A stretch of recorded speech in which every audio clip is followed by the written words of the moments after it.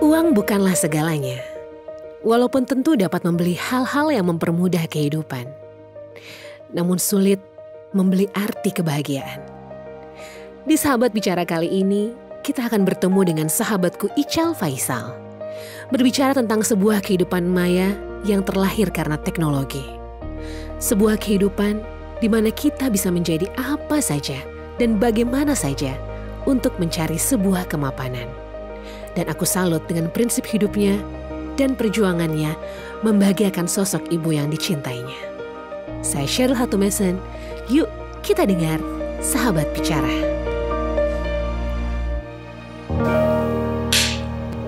Selamat datang di Sahabat Bicara, Kakak Ical. Terima kasih sudah mengundang saya ke sini, Dede Sheryl. Ini abis ini kebanjiran? Enggak, karena memang gue tipe orang yang enggak nyaman aja kalau kemana-mana tuh pakai celana panjang. Gue kondangan aja pakai celana pendek. Masa sih? Serius. Ada story-nya nggak kenapa gitu?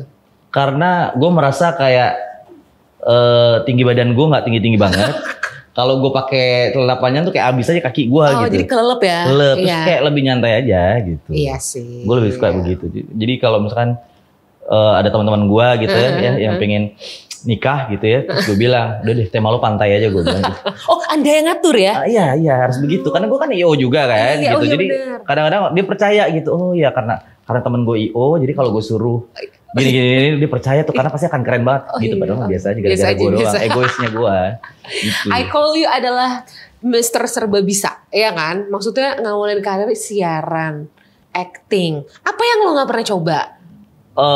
Gua nggak pernah nyoba directing kali ya, belum ya? Belum. Tapi jadi show director itu termasuk directing nggak sih? Termasuk dong harusnya kan. Udah juga. Jadi awalnya tuh gimana sih? Seorang Ical itu awalnya tuh yang gue tahu siaran dulunya. Kita sama-sama fellow announcer dulunya. Terus? Dulu tuh awalnya gue dari majalah remaja.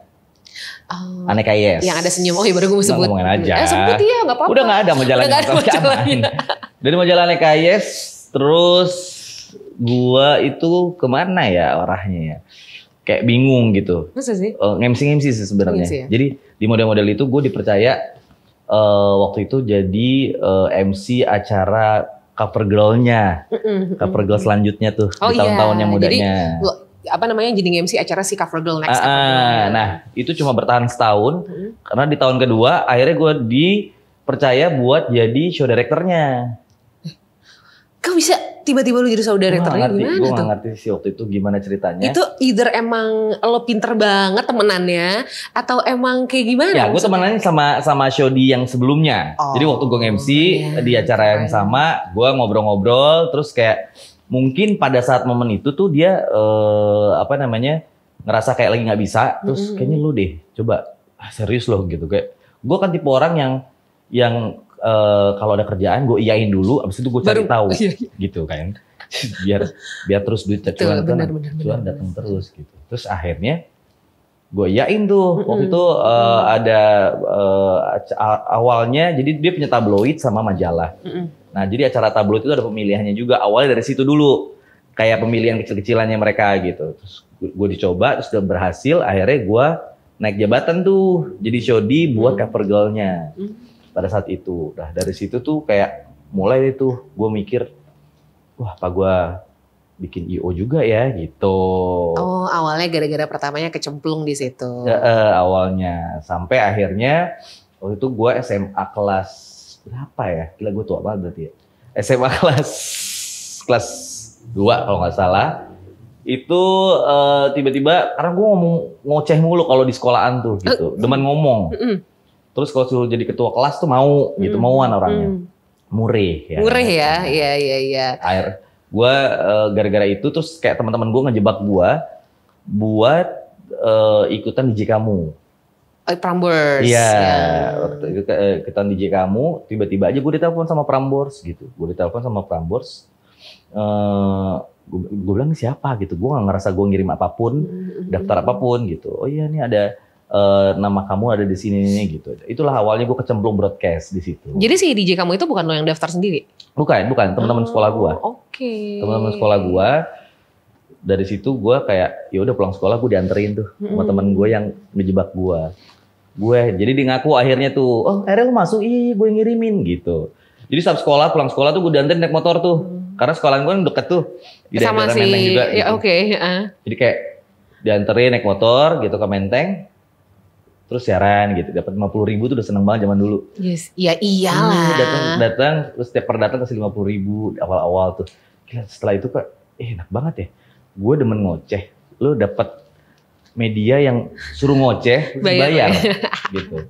Dari situ akhirnya gue kayak enakan gitu. Oke, broadcast nih dunia gue gitu. Jadi kayak cepet banget gitu loh prosesnya gitu loh. Gue jadi showdy, gue MC, terus gue akhirnya siaran radio tuh cepet banget prosesnya. Jadi kayak ya udah gue pikir jalanin semua aja ya gitu. Nah, gak lama dari situ kan ada proses dulu tuh dari DJ kamu ke DJ yang sebenarnya di Prambors itu gitu. Nah, gue sinetron deh tuh. Ada tahun-tahun sinetron gitu. Lo gimana dengan kalau siaran kan kerjanya sebentar, MC juga sebentar, terus masuk dunia sinetron yang kerjanya ya kita semua sama-sama tahu lah ya. Enjoy? Banget. Lu gimana sih kayak lu lagi bercanda dibayar buat gue. Buat gue tuh semua pekerjaan tuh kayak lagi bercanda gitu. Iya sih. Iya sih. Lu kalau lagi ngumpul, lu kayak lagi nongkrong gitu ya, pasti gue mau lihat pasti ada beberapa orang yang acting gitu, yang fake people gitu-gitu kan ya. Ini kayak sindiran halus gitu ya. Iya, terus kayak kadang-kadang ada orang yang kayak berusaha nice padahal dia kayaknya nggak into gitu di situ. Kalau lagi nongkrong, itu kan acting juga buat gue gitu. Gue ngecara ngelihatnya. Nah kali ini gue beneran acting terus dibayar gitu. Jadi buat gue kayak lagi nongkrong dibayar aja gitu. Gue ngerasa pekerjaan gue selama ini gitu. Pantesan, sekarang kan lo lebih ke content creator di... Gue taunya nih malah ya, yang pas gue liat-liat itu, ada satu konten namanya, Mbok atau apa ya, yang rambutnya tuh, gue lupa itu di mana. Mak Repot ya. Oh, Mak Repot, yes, benar. Nah. Jadi si Mak Repot itu hadir, gue nggak tahu di FYP gue atau di mana, apa di Instagram gue ya. Intinya adalah si konten itu. Gimana akhirnya lo sekarang malah di live streaming, bikin konten itu, awalnya gimana? Jadi... dari radio yang tadi gue ceritain itu kan gue ada beberapa radio gitu kan. Gue pindah radio sampai di radio yang terakhir itu partner siaran gue lagi live awalnya. Lagi live. Gue di sebelahnya gitu kan. Gue kalau nggak salah itu produsernya waktu itu. Gue produser acara itu. Jadi dia lagi live, lagi komputer sebelah. Terus apaan sih gue nengok gitu di live-nya dia. Terus dia bilang, enggak gue lagi live gitu. Apaan gue gak tahu gitu kan. Terus tiba-tiba salah satu viewernya adalah temen gue. Oke. Lah itu si Ical dia bilang gitu kan. Gue teleponnya nanti deh. Coba lu harus jadi VJ di sini, bilangnya VJ kan. Gue gak ngerti udah. Akhirnya gak lama tuh bener tuh. Dia habis off itu dia nelfon gue. Lu download ini aplikasinya. Gue download tuh, gue coba. Waktu itu kayak hidup gue lagi merantau gitu, kayak kemana-mana gue ngekos kanan kiri loncat, karena gue kayak pada saat itu gue dapet kerjaan siaran radio di tempatnya Agnes Monica, dia bikin radio digital itu di BSD, sedangkan rumah gue di Jakarta gitu, jadi kayak gue harus ngekos di sana. Jadi kayak ya udah coba gitu, gue penasaran kayak karena gue sekarang tipe orang yang rumahan gitu, kemana-mana gitu kan, jadi kayak hiburan gue aja gitu. Jadi itu jauh sebelum pandemi tuh? Jauh.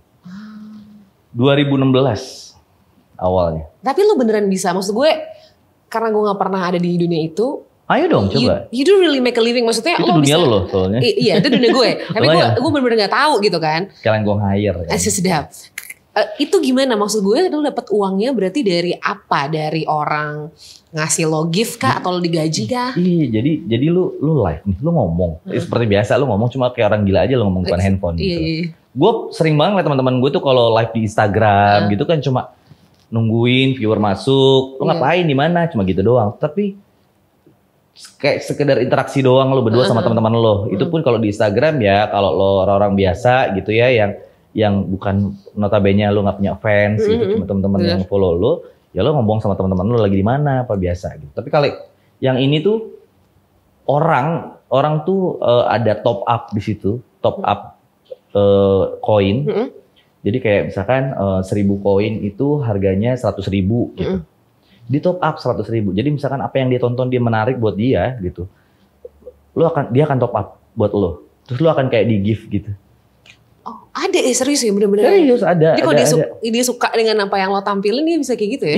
Iya, wah itu sih gue juga awalnya nggak nyangka nih. Kalau misalkan lo orang awam yang bukan ada di dunia ini gitu tuh kayak aneh banget gitu. Iya. Kayak, hah lu ngeluarin duit buat hal begini tuh buat apa gitu. Itu sih ada yang lebih gila lagi gitu. Ada orang yang sampai ratusan juta, sampai MM-an top up tuh buat cuma nonton doang ngasih ke orang gitu. Hah? Dan gue hidup dari situ saat itu gitu. Gara-gara gak sengaja teman gue lihat. Oke, katanya lo pernah dapat kayak the most apa sih kayak mungkin pendapatan yang paling tinggi gitu. Ya. Itu gue pokoknya yang gue nggak nyangka sih. Ya akhirnya gue punya mobil itu dari situ. Dari situ. Duitnya cairnya lama gak? Nah cepet. Beneran? Jadi kayak lo kayak sistem gaji bulanan kayak orang kantoran gitu. Jadi kayak benar-benar akhir bulan lo akan digaji. Gitu sistemnya kayak nge-withdraw gitu loh. Iya. Kan. Sistemnya kayak gitu. Jadi orang nge-give kita kumpulin. Jadi kalau sistemnya koin yang dilempar gitu kan, dapat kita diamond. Modelnya diamond bentuknya gitu. Nah, diamond ini kita akan recharge jadi ke uang. Misalkan sekian diamond jadi berapa rupiah gitu. Iya.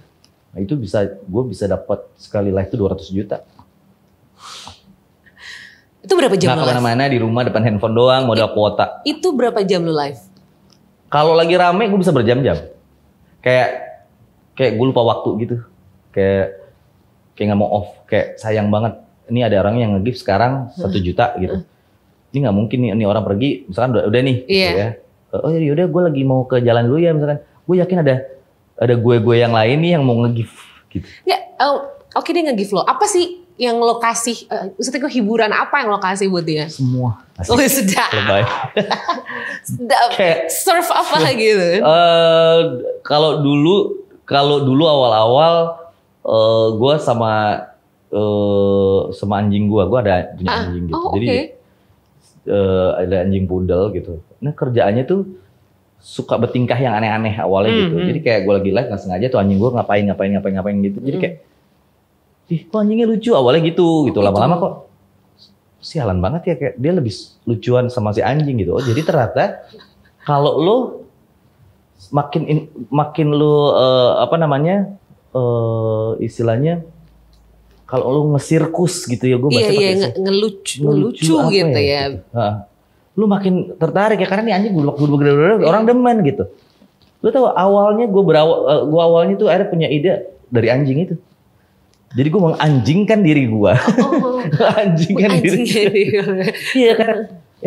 Kok lucu ya, atraktif banget gitu kalau anjing ini begini. Terus mereka suka. Oh ternyata mereka tuh lebih suka yang kayak gitu. Yang kita tuh yang atraktif. Gitu. Mohon maaf ya gue gak dapet gambaran nih. Coba bisa dicontohin gak? Lo bawa wignya atau apa? Gue bawa ya. Gue ambil dulu ya. Silakan lo. Gue ambil. Ada dong banyak bentar ya. Ini contoh aja ya.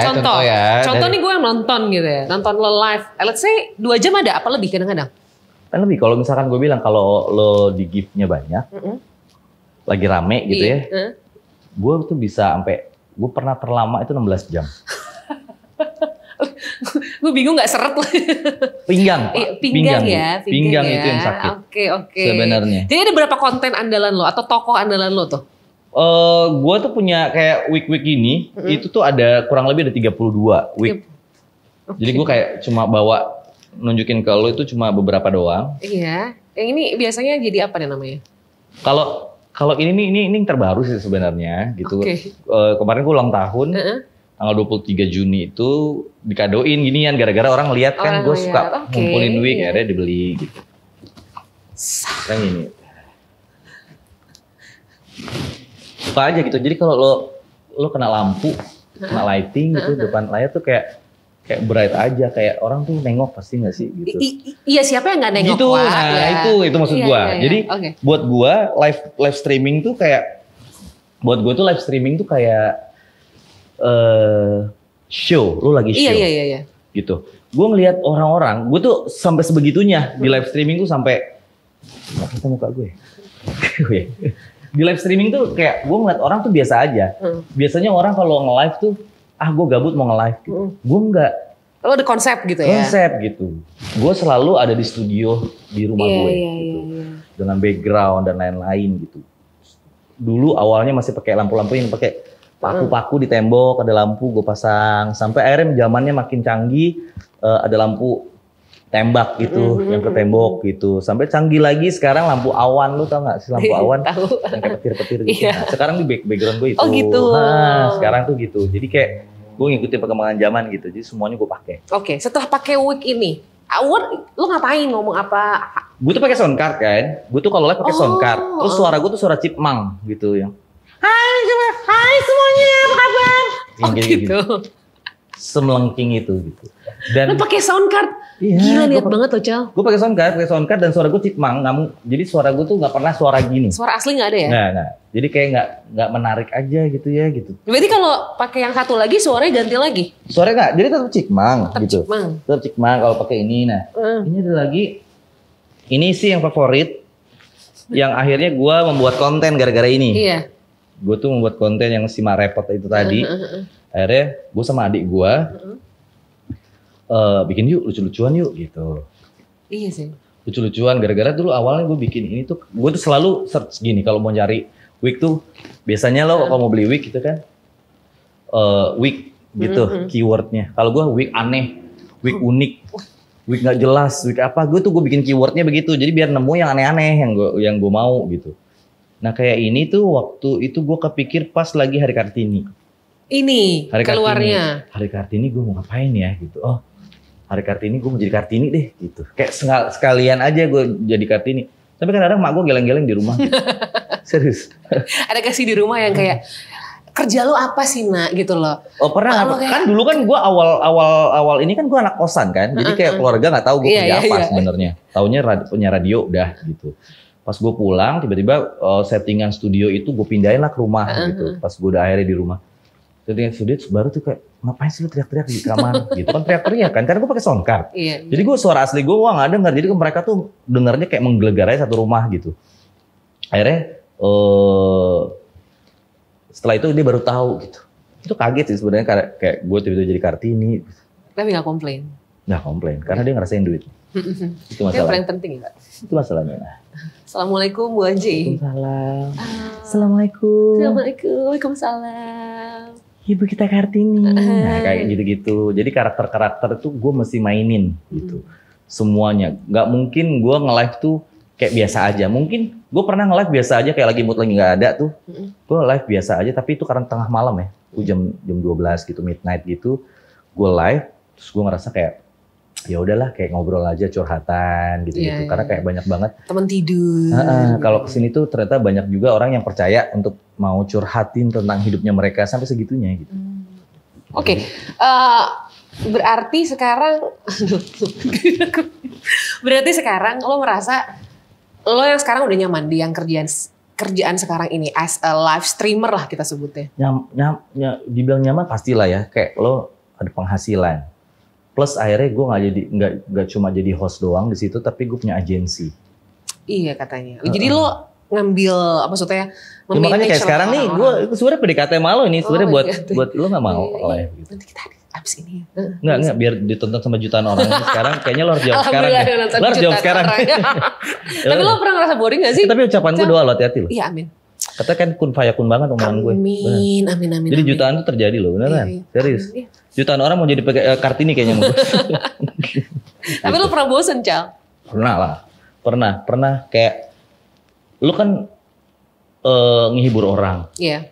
Kayak ada satu momen lu kayak lagi di titik terendah lu tuh pernah kan gitu. Tapi lu tetap harus kerja kalau enggak karena streaming ini tuh mata pencarian utama gue sekarang. Untuk sekarang ini. Jadi mau atau nggak mau, lu harus terlihat sekeren itu di mata mereka. Mereka nggak peduli lu di balik layar itu lagi kenapa, mereka nggak peduli. Gue pernah bikin konten di live gue itu konten. Gue kan tipe orang yang reality show. Semua orang harus tahu tentang apa yang terjadi sama gue. Oh gitu. Jadi kayak. Lu jujur aja gitu ya? Jujur aja gitu. Gue ngomong semua, gue omongin di streaming itu yang membuat mereka akhirnya tetap stay ada di room gue, di live gue. Mereka tetap care sama gue, mereka akan cari setelah itu di mana gue kok live jam berapa, itu yang terjadi begitu gitu. Jadi ternyata karena tayangan reality show di Indonesia tuh kan gue mikir kayak masih nggak berhasil gitu, masih semua settingan, semua karena dibuat-buat, semuanya scripted. Gitu. Dulu tuh gue kayak pengen banget di TV tuh membuat reality show, benar-benar reality show. Karena kan gue juga terakhir pernah ikut reality show di Antv itu loh. Oh yang itu ya, apa sih judulnya? Penghuni terakhir ya. Gue ikutan itu, di situ tuh kayak gue ngerasa masih 50-50 lah gitu. Ini reality show atau enggak tuh masih ada sutradara di sana gitu. Nah, gue bawa lah acara TV gue, pengalaman gue di TV gitu tuh gue bawa lah ke live streaming ini dan berhasil gitu. Jadi gue jarang tuh live tuh, gue kayak lagi di mana di jalan, lagi nyetir, gue live tuh jarang gitu. Kayak orang-orang kan suka gitu kan. Kalau gue enggak, gue benar-benar di studio gue gitu. Kayak gini nih, kayak sekarang gitu. Ini gue lagi live gitu. Apa yang kadang-kadang kalau misalnya udah lagi down gitu, udah lagi malas ya, apa yang bikin lo akhirnya bisa inspire gue lagi? Live gue nangis sih. Oh jadi itu, misalnya lagi ada masalah nih, pasti dong. Gue live, gue cerita, gue nangisin, gue ekspresiin apa yang gue rasa. Itu juga menjadi tayangan yang ditunggu mereka gitu. Drama itu nggak terjadi di reality juga nih, di streaming tuh. Ada ya? Membutuhkan drama. Gitu. Kayak di sinetron dimanapun tuh drama itu nomor 1. Gitu. Kalau lo lihat nih sekarang kan banyak ya konten-konten creator yang kadang konten demi konten tuh do anything lah ya gitu. Nah kalau lo seberapa batas sih konten itu? Menurut lo kalau udah bener-bener yang melebihi batas tuh yang kayak gimana? Ini nggak terjadi sih sama gue, tapi gue tahu ada banyak lah beberapa yang akhirnya membuat tempat ini sebagai tempat medianya mereka untuk mencari rezeki melalui jalan yang sebenarnya nggak benar gitu. Oke, hal-hal lain yang sebenarnya awalnya streamer tapi jadinya jual yang lain. Iya, jadi memang kayak dia cuma kedoknya jadi host gitu. Tapi nanti kayak itu kan ada spender tuh yang suka ngasih nge-gift gitu. Emang bisa ngasih ini apa namanya kayak PM gitu, private message? Bisa private message, bisa DM di situ. Terus ada juga orang misalkan nih kayak ada spender yang udah suka banget sama hostnya gitu, udah nggak di-gift lagi, akhirnya transfer. Ada yang sampai nikah kok. Hei, serius? Sampai nikah beneran gitu. Ada itu tadi yang memang jualan. Jadi the dark side of streamer life apa dong ya selain itu ya kan? Lebih kayak di situ ada, pernah gue lihat ada gembong narkoba, ada gue lihat ada money laundry di situ gitu. Money laundry. Jadi orang yang kayak menyalahgunakan uang perusahaan. Terus tapi pengen dilihat kan, ini spender itu kan pengen dilihat, diagung-agungkan, disultankan gitu kan. Tapi kan kita nggak pernah tahu latar belakangnya mereka apa kan gitu. Karena gap-gapannya itu kan. Iya. Gue nggak tahu, gue taunya cuma dia spender gitu. Tapi setelah 7 tahun gue ada di streaming tuh kayak akhirnya gue ngerasa pelan-pelan tahu gitu loh, ternyata ini latar belakangnya dia ini. Terus dia ini. Tapi gue akhirnya gue tuh kayak tutup mata tau. Gue ngerasa pernah gue ngalamin dilema gitu. Gila ya, gue di-gift dari hasil uang haram misalkan. Gue pernah tuh ada gitu mikir. Terus kesini-sini gue coba lawan gitu. Kalau emang latar belakang mereka hal-hal yang buat gue adalah nggak benar gitu, tapi kalau emang niatnya dia baik gitu ya, karena memang dia juga cari hiburan sama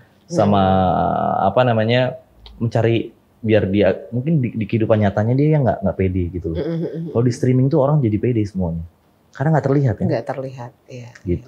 Semua jadi sok kenal, semua jadi kayak saudara gitu ngerasanya kalau lo udah akrab. Kalau di streaming tuh begitu. Jadi makanya gue selalu kadang-kadang ngelawan hati nurani gitu ya, bahwa apapun latar belakang lo, yang penting niat baik lo ngasih gua, yang penting lo juga ngasih gua juga gara-gara dari apa yang gua kasih ke tampilan show yang baik buat kalian gitu. Iya Gitu. sih, iya. Ya, gue ngerti sih perasaannya ya kan. Karena kayak gitu-gitu juga ada challenge juga kan di streaming itu kan juga ada challenge yang ekstrim juga kadang-kadang gitu. Emang iya? Ada orang yang kayak seko-seko yang pengen kita tidur semalaman di kuburan gitu. Kan kalau kemarin tuh sempat yang heboh Mandi mandi lumpur gitu-gitu ya. kan gitu. Kalau gue sih sampai sebatas tidur di kuburan sih itu. Lo pernah? Pernah tidur di kuburan.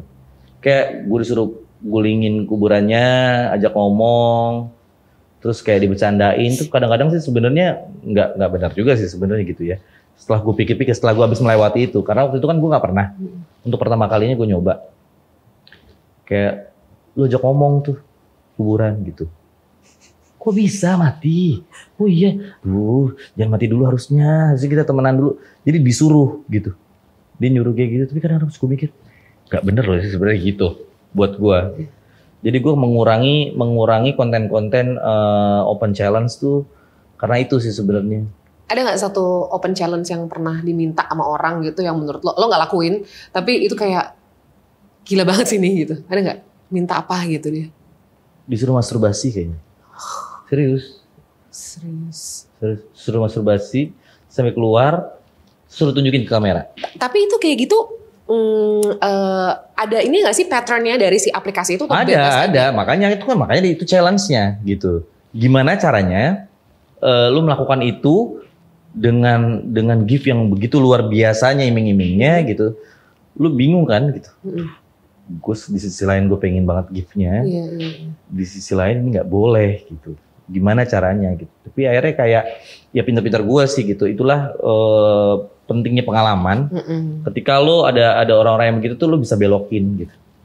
Lo bisa bridging ke tempat lain, lo arahin gitu. Itu yang jarang orang punya gitu. Yes, di streaming itu jarang orang punya, itu yang akhirnya jadi kelebihan gua gitu. Gue bisa ngebelokin dia untuk ke arah yang lain yang akhirnya dia menarik nih. Oh iya juga ya, kayak nggak kepikir sama dia gitu misalkan. Jadi dia lupa tuh sama challenge yang tadi. Gitu sih kadang-kadang triknya sih gitu buat gue. Iya, gue lihat sebenarnya kerjaan kayak gitu tuh kerjaan lo juga sama aja ya kayak entertainment bisnis yang lain, atau ada orang yang tajir punya duit, they go to club misalnya, ya kan? Ya, ada orang yang sukanya mungkin tapi akhirnya kadang-kadang ketemu diajak ke klub, tapi ketemu akhirnya diajak ngopi sama ada jadi teman berarti? Ada, jadi teman banyak. Tapi aneh-aneh orangnya juga banyak? Banyak. Banyak aneh-aneh dong? Jadi kadang-kadang ya itu, gue harus menjamu tamu siapapun, mau bentuknya kayak apa, yang gak ada bentuknya sampai ada bentuknya, itu gue harus nice gitu. Kayak gue menganggap mereka klien aja gitu. Karena dulu kan kalau kerja gue di radio itu kan gue ngomong, gue harus theater of mind gitu ya. Kayak gimana caranya lu dengerin gue siaran, lu membayangkan ada di situ, kita ada di situ gitu. Kalau sekarang kan lu bisa ngelihat gue ada di situ. Gitu, itu jadi kayak lebih mempermudah gue sih sebenarnya ada media ini gitu. Jadi buat gue sih gue meyakini bahwa ini emang lahan gue ini diciptakan buat gue gitu. Gue ngerasanya begitu. Nggak pernah pengen berhenti? Pernah. Kenapa tuh? Umur gue pertama udah gak muda lagi. Terus mau sampai kapan sih gue harus menjadi orang lain? Gue merasanya gitu. Capek nggak kayak harus ngereok lah ibaratnya gitu kan lo? Capek banget. Kamar tuh selalu berantakan tiap hari gitu. Karena kamar sama studio tuh kayak masih jadi satu gue, gitu. Belum gue pisah. Terus tidur jadi kurang, mata gue jadi hitam gitu. Jadi kayak mau nggak mau. Makanya kadang-kadang, tapi gue juga bukan tipe orang yang ada di kantoran. Nggak bisa loh? Nggak bisa. Dulu gue pernah jadi produser radio, tapi ya gitu kan, kerjanya masih nyantai, nggak kayak orang kantor. Jadi gue tipe orang lapangan gitu. Ketika gue dapat pekerjaan ini, kayak mau atau tidak mau, suka atau tidak suka, tadi gue bilang gitu. Sebosan apapun gue akan tahan gitu. Pokoknya gue akan melakukan ini sampai orang sudah tidak membutuhkan gue lagi di streaming. Gue merasa gitu. Kalau ada pekerjaan lain yang mungkin nggak di kantoran, tapi menuntut waktu lo lebih banyak dan lo harus keluar dari streaming, dan itu mungkin bisa lebih settle, lo nggak usah capek-capek ngereok, lo mau berhenti nggak?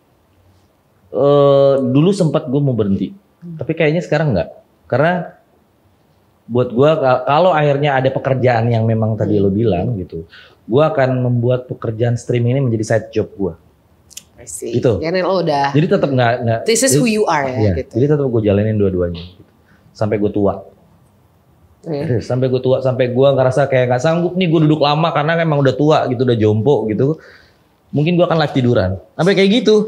Ada nggak sih orang lagi tidur di live ya? Oh, kan ada kan sekarang tuh kasur yang enak atau gue sampai beli sofa yang bisa selonjoran gara-gara streaming ini. Wow. Gitu. Malah sekarang rencananya mau beli pijat kaki tuh. Kalau sambil duduk sambil dipijat tuh. Jadi bisa lama di situ. Ada yang bilang belum kecapai. Di streaming? In life? Di hidupan gua. Yang belum sih mati doang kayaknya. Mati emang mimpi? Mati kayaknya emang destinasi akhir ya? Mati itu kan pasti. Oke. Gitu. Bukan mimpi. Tapi mati itu pasti. Makanya gue bilang kenapa mati itu kayak kata kiasan untuk gue sudah pernah melakukan semuanya. Kayak semua dalam hidup tuh kayak udah gue coba. Gue tipe orang yang kayak lo nih. Kata orang pare itu pahit, makanya lo nggak mau gitu. Gue makan dulu. Gue harus tahu dulu itu pahit, baru gue enggak. Iya. Sampai segitunya. Jadi kalau ditanya yang belum apa ya mati. Kayak semuanya udah.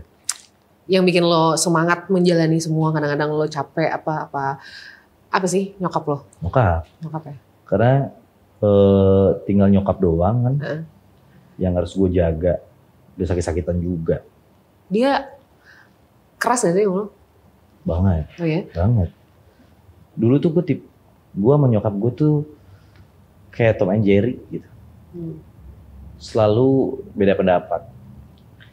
Makanya waktu yang gue ngekos itu tuh gue sempat pisah rumah gitu. Karena ribut sama nyokap, clash gitu. Ngerasa kayak gue ada tuh karena duitnya aja. Gue yang ngerasa ya. Lo ngerasa gitu. Bukan nyokap gue begitu ke gue. Iya. Tapi gue merasanya begitu. Gitu. Tapi suka gue lawan gitu. Enggak lah. Enggak cuma perasaan gue doang gitu. Sampai kok lama-lama sini tuh kayak makin ribut terus. Dan solusinya selalu dibilang sama saudara-saudara yang lain tuh sabar, lu sabar. Namanya juga nyokap, sabar nyokap. Terus buat gue, setiap gue curhat apapun ke orang, ke siapapun gitu ya, tentang masalah gue paling benci kalau dijawab sabar sama orang. Kayak bukan solusi nggak sih sabar tuh? Gitu. Iya, bukan. Atau kalau boleh bilang sabar, tapi ada embel-embelnya gitu. Sabar. Jadi gini, lo mesti gini, lo mesti gini, lo mesti gini gitu. Karena gue begitu kok ke orang kalau lo mau nanya gue.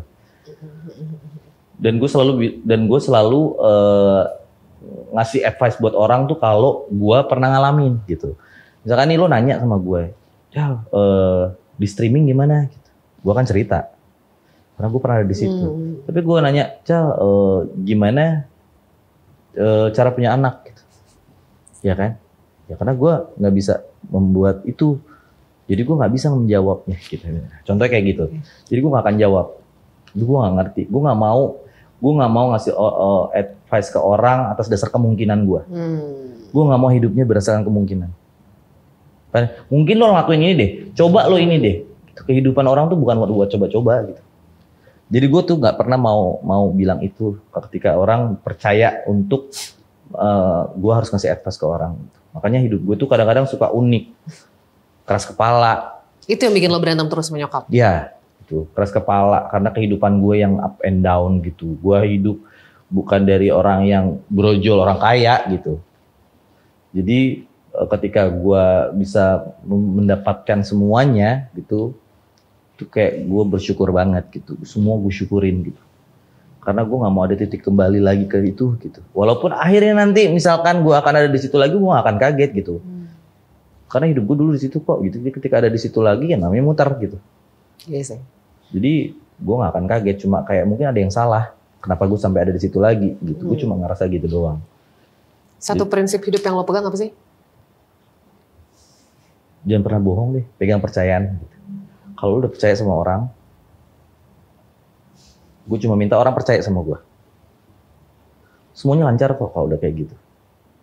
Trust itu penting banget dalam hidup, mau siapapun gitu. Mau sama pacar lo, temen lo, keluarga gitu. Karena di keluarga gue tuh, gue tipe orang yang nggak dipercaya gitu. Kayak pengennya hasil akhir gitu. Pengennya hasil akhir yang nggak pernah nanya gimana kerjaan. Taunya di kerja pasti gue punya duit gitu. Jadi gue pikir, lo harus percaya gue deh. Kalau gue mau percaya lo, kayak sesimpel itu. Kadang lo suka ngerasa sakit hati gak sih kalau, kadang kan ada orang bilang, kadang tuh sakit hati yang paling sakit tuh kadang datang dari orang yang paling dekat tuh, misalnya keluarga gitu ya. Itu soalnya sakitnya tuh kayak, lo kan orang yang deket banget sama gue, masa gak paham sih gitu kan. Dulu kan ya, nyokap tuh kan kayak pernah struggle banget sama hidup gitu, sampai dia berusaha untuk nikah lagi gitu, cari seseorang yang bisa menaikkan derajat keluarga ini gitu. Tapi kayak selalu gue yang selalu jadi korbannya gitu, dari suaminya nyokap gue ini gitu. Jadi kayak cemburu sosial di dalam rumah gitu, karena mungkin gue ngerasa kayak mungkin gue orang lain kali di mata dia gitu. Jadi kayak makin ribut lagi gitu, makanya gue akhirnya sebagian hidup gue itu gue belajar dari jalanan ketimbang gue belajar dari kehidupan keluarga gue. Jadi kayak gue lebih sering nemuin semua sifat orang tuh ya karena gue ada di jalan itu gitu. Jadi gue kayak lebih banyak mengenal karakter manusia di dalam hidup gitu. Jadi kalau orang bicara tentang zodiak, oh zodiak apa? Oh ternyata kalau zodiak Gemini itu begini. Oh kalau gue dulu nggak nanya zodiak, gue liat orang dia udah gini, lo lagi kenapa? Kayak orang punya six sense tapi nggak punya gitu. Jadi kayak begitu gitu, saking gue ketemu banyak orang gitu. Kayak dari cara bicara orang dengan tone nada aja gue bisa tahu lo kenapa. Berarti lo lebih lama di luar rumah ya, maksud gue? Ya, dari dulu tuh kabur-kaburan, gue tipe orang yang kecewa lah. Kecewa di rumah? Tipe orang yang kecewa di rumah. Apa yang paling bikin lo kecewa itu karena soal hasil akhir itu? Iya, karena kayak dulu tuh menggampangkan hidup gitu. Kayak yaudah kalau aku kawin lagi gitu. Kalau aku kawin lagi mungkin derajat akan lebih cepat datangnya ketimbang harus usaha proses hidup gitu tuh. Gitu rasanya waktu itu. Terus akhirnya sampai dulu tuh yang ngurus, yang ngasuh tuh nenek sampai gitu. Nah, sampai nenek meninggal kayak pecah belah aja gitu, kayak semuanya nggak ada yang atur, kayak chaos aja keluarga kalau pas nenek udah meninggal, karena cuma kayak nenek doang tuh yang jadi kuncian lah ibaratnya di keluarga yang buat kita tuh tetap harmonis gitu. Tetap dia nggak ada, wah gue langsung kayak guenya ikut kehilangan gitu. Kalau udah sampai nyokap kan kena toksoplasma gitu, lumpuh dari leher sampai. Nah di situ momen anak dan ibu baru terjadi setelah sekian tahun. Kapan tuh nyokap sakit? 9 tahun lalu ya. Di situ baru lo akhir dekat sama nyokap, iya. Maksudnya? 9 tahun lalu. Nah, tapi nggak sampai situ doang. Jadi sembuh tuh. Toksoplasma sembuh. Jadi kayak setelah pengobatan udah bisa jalan lagi, gerak lagi gitu. Terus? Gerak lagi. Nah, setelah itu kayak sifatnya balik lagi nih gitu. Sifat si Tom and Jerry-nya kita nih muncul lagi gitu. Jadi sempat pas lagi sembuh itulah ada momen gue 5 tahun keluar dari rumah. Sampai ketemu si tadi live streaming tadi itu. Iya, oke. 5 tahun gue keluar dari rumah, gue kayak buktiin bahwa si proses tadi yang kalau lo mau sukses, si proses tadi itu emang harus terjadi gitu. Nggak bisa lo instan, lo harus nikahin siapa dulu. Nikahin siapa dulu baru kaya, misalkan gitu loh. Nah jadi pas gue balik, yang lucunya gue dipertemukan lah sama RT, RW gitu. Jadi karena gue mau nyoblos, gue mau nyoblos pemilu gitu ya, jam-jam pemilu, lagi mau nyoblos, gue ngurus KTP, dia bilang loh, nyokap habis dari sini kemarin gitu. Kok nggak barengan? Oh iya saya pisah rumah, saya sama keluarga, padahal gue belum nikah. Terus saya pisah rumah gitu kan sama keluarga.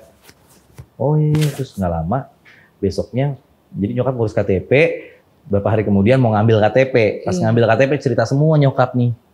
So ide nyeritain lah ke si RT gitu. Oh iya jadi sebenarnya yang terjadi adalah begini, ditelepon sama RT. Kamu tuh jangan begitu.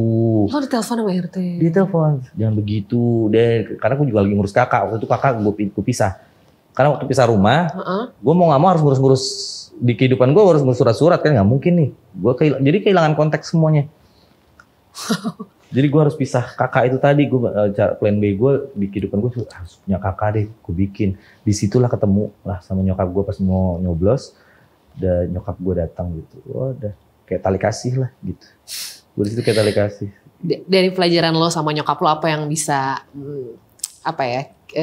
dipelajarin? Kadang-kadang kan nggak semua orang kan juga, kita juga kadang sama orang tua tuh nggak akur gitu kan. Apa yang paling bisa lo ambil maknanya? Kan orang selalu bilang apapun yang terjadi itu tetap orang tua lo.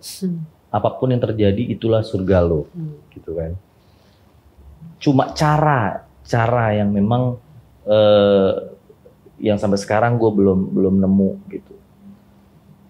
Tapi untuk sementara ini gue pakai cara ninja ibarat. Cara ninja tuh kayak ya udah gue bekerja untuk dia, apapun buat dia, tanpa dia harus tahu. Yang penting semua bisa menjalankan hidup dengan baik karena tangan gue gitu. Yang penting dia juga udah tahu pekerjaan gue ini itu buat dia gitu. Karena balik lagi gue terlahir dari keluarga yang broken home. Gue kadang merasa iri gitu melihat teman-teman gue yang kalau lagi susah tinggal minta sama orang tuanya gitu. Yang lagi apapun yang dia minta tuh kayak selalu ada gitu, kayak sulap. Gue ngerasanya gitu. Tapi karena usaha gue kayak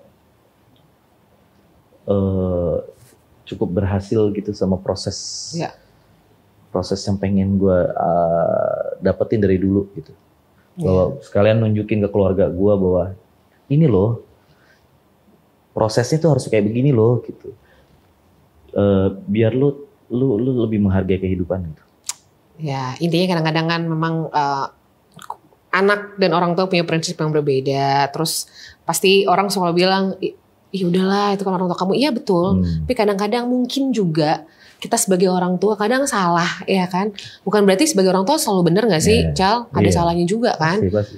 Jadi mungkin buat orang tua di sini juga jangan anti kritik. Kadang-kadang kan memang kita ada kita yang salah gitu. Karena ketika orang tuanya juga mau menerima saran, ada rekonsiliasi itu, akhirnya hubungannya jadi better gitu. Jadi nggak toksik ya kan? Ya, karena nggak ada istilah ibu durhaka gitu. Nggak ada istilah bapak durhaka gitu. Padahal banyak kan pada kenyataannya. Gitu. Tapi kan tetap kita didoktrin bahwa anak yang durhaka. Di sinetron, di film juga ya, pasti durhaka anaknya. Nah, ini gue setuju nih. Gitu loh. Jadi kayak lu nggak bisa berbuat apapun. Itu udah hal pasti gitu. Iya, benar. Itu gue suka. Jadi sebagai orang tua listen ya kan, dengerin juga kritik anak, apa yang dia mau. Mungkin cara anak mencinta itu nggak seperti yang lo pengen.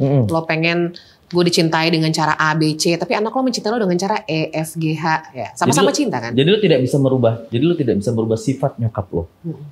Yang lo rubah adalah rantainya. Lo yang berubah nanti ketika lo jadi orang tua. Gitu. Lo sebel banget nih sama nyokap lo, gitu. Ketika lo sekarang nih jadi orang tua kan, gitu. lu berbuatlah hal-hal apa yang lu inginkan pada saat lu nggak dapetin waktu sama orang tua lu. Gitu aja. Cuma itu doang caranya. Good point. Ya, betul. I like it. Betul banget. Ya, iya, benar. Kan? Apa yang lo nggak suka dari apa yang orang tua lo lakuin, jangan lo lakuin ke anak lo selanjutnya. Betul. Tapi kadang-kadang memang kita tuh udah apa ya, itu tuh kayak udah imprint gitu loh. Jadi kayak otomatis ketika nyokap lo gedein lo begitu, terus lo kayak begitu ke anak lo. Makanya harus diputus tuh. Ya kan? Cuma lo doang yang bisa itu. Iya. Banyak maunya kita tuh kita buat diri kita aja udah. Betul. Karena nggak akan berhasil. Karena apapun yang terjadi orang tua lo ya begitu. Nggak bisa lo rubah. Yang lo rubah adalah lo ke anak lo nanti. Keren. Thank you for coming di sini. Terima kasih juga udah ngundang. Nyokap lo sehat terus. Amin. Dan semoga nyokap lo, gue yakin nyokap lo mah sayang juga sama lo. Pasti. Sayang banget. Cara-caranya aja. Karena kayak keluarga gue tuh tangisan air mata itu nggak pernah berhenti gitu. Kayak bahagia nangis, berantemannya nangis gitu. Jadi kayak tangisan tuh nggak pernah berhenti, tapi itu yang gue syukurin gitu. Jadi air mata gue tuh cukup berharga buat nyokap gue sih sebenarnya. Kalau gue nangis tuh buat dia kok. Cari duit sampai capeknya nangisnya gue itu buat dia gitu. Gitu. Sukses ya Cal. Udah tadi gue nangis, sebenernya gue gak mau nangis. Iya, gak usah nangis. Sukses. Amin. Semoga yang lo lakuin semua, gue yakin kan tujuan lo tuh buat membahagiakan orang tua ya kan. Pasti berkah. Iya, jadi gimana? Lo mau streaming? Jadi streaming ya? Thank you.